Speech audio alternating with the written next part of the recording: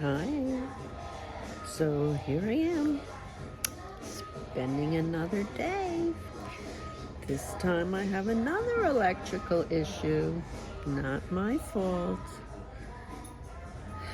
I don't understand why every repair seems to take 6 or 7 hours. So I'm here with my dogs. Here's Mella. And hello, Mella. You want to say hello?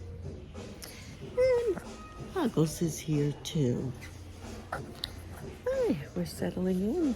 If they don't get it fixed, I wonder if they'll let me spend the night here on the couch.